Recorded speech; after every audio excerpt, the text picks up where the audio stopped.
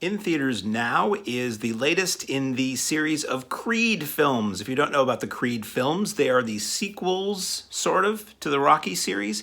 Creed started a couple of years ago, and it follows the ongoing series, I should say, follows the life and pugilistic adventures of Adonis Creed, illegitimate son of Apollo Creed from the original Rocky films. So the Creed films basically gave us this rise to power, rise to fame of this young guy who has a chip on his shoulder about not really ever being close to his father or knowing his father all that well. And can he, on his own, live up to the legacy that the Creed name gives him?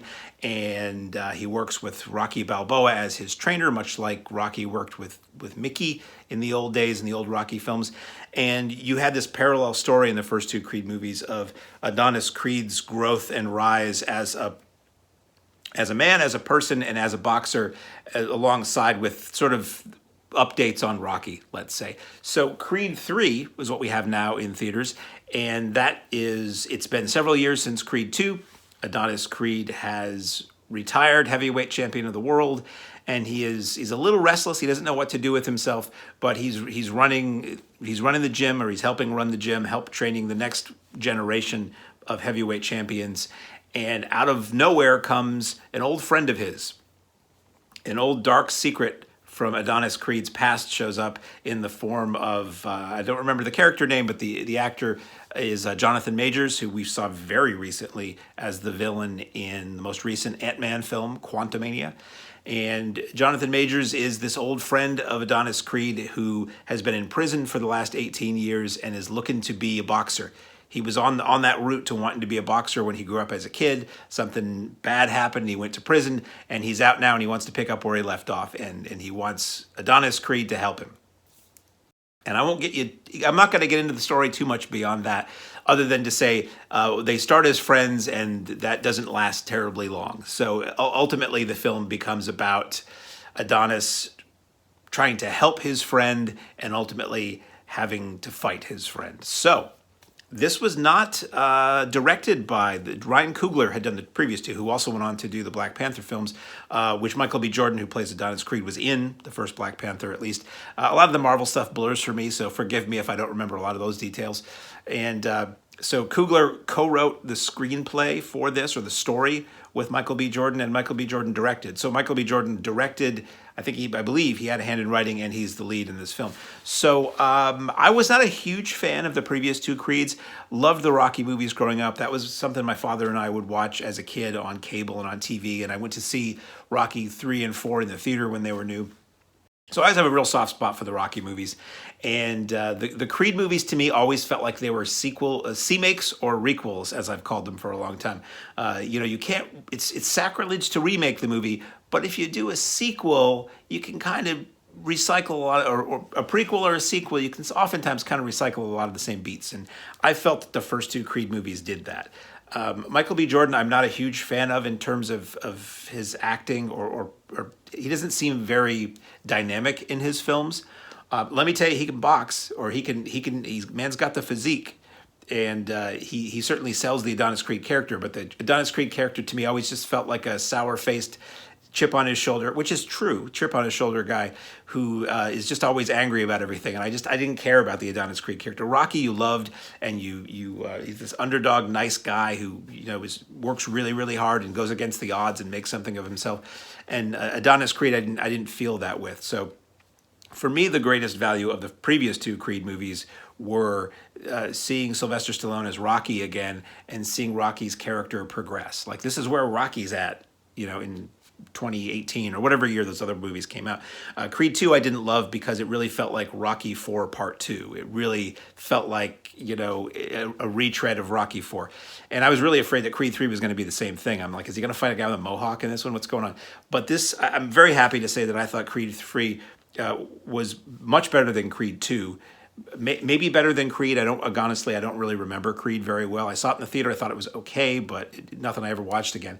Creed 3, it's got a lot of gravitas to it. It's got a lot of good drama in it. It's more a drama than it is a lot of boxing action. There is boxing action, but most of it is Adonis Creed trying to be comfortable with where he is in life, moving forward with his wife and now daughter. His wife, played by Tessa Thompson, is back in this film, and she had like experienced hearing loss and hearing issues in the previous films, and their daughter is deaf, and the daughter is outstanding in this movie. It's I would almost say it's worth watching for the kid. Super charming little girl. And the relationship between her and Adonis and the whole family is great. And at the core, though, is the relationship between these two old friends. And I'm going to look it up because I'm going to know the name as soon as I see it. Damien. Damien is the Jonathan Majors character. So the relationship between Adonis and Damien, two people who were friends. Something happened that sort of separated them in their youth, and now they're trying to pick up where they left off. And how does that work 20 years later?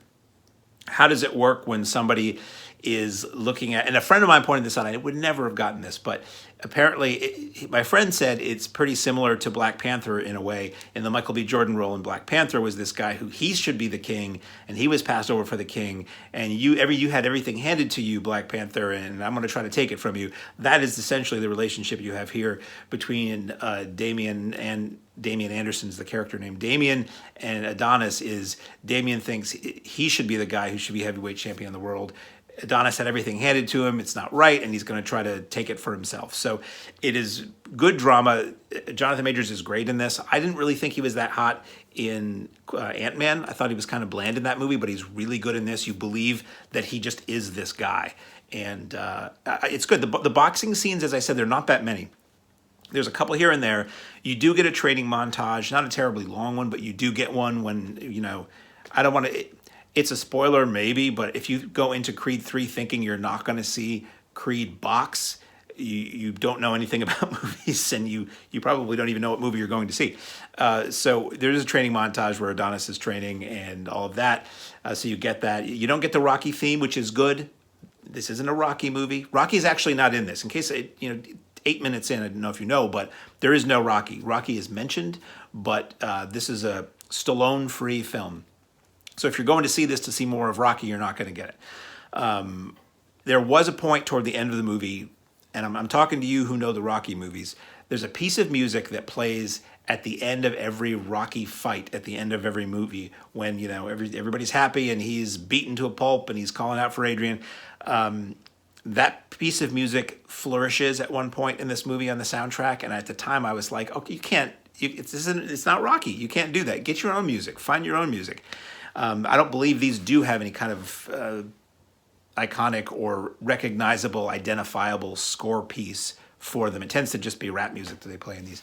And so the final fight is interesting. Final fight between, I don't want to give anything away, whatever two people might be fighting at the end of this film. They do something, Jordan as a director does something very interesting. Side note also, this film has sequences that were shot in IMAX for IMAX. I went to see this that way. I had seen a trailer for this movie in the theater when I was seeing something else in IMAX, and it was the kind of trailer you don't see anymore. It was Michael B. Jordan doing a voiceover and talking to the audience, basically saying, when we made this movie, we wanted the boxing scenes to be realistic and really put you in the ring, and we used IMAX, and there's all this behind-the-scenes footage. It was kind of cool. It was an old-style ballyhoo trailer to sell a format as much as the movie. So the boxing scenes in this are in IMAX. The rest of the movie is not. So I don't know how much of a difference that's going to make for most people. It did, to me, draw me into the boxing a little bit more when they're in the ring because it fills the screen top to bottom. It's more immersive visually if you're in an IMAX theater. And it does kind of make you feel like you're there a little bit more. It really sells the scale of it, too. The final boxing fight is in... I don't know if it's the LA Coliseum or if it's an arena in LA. It's like an outdoor venue.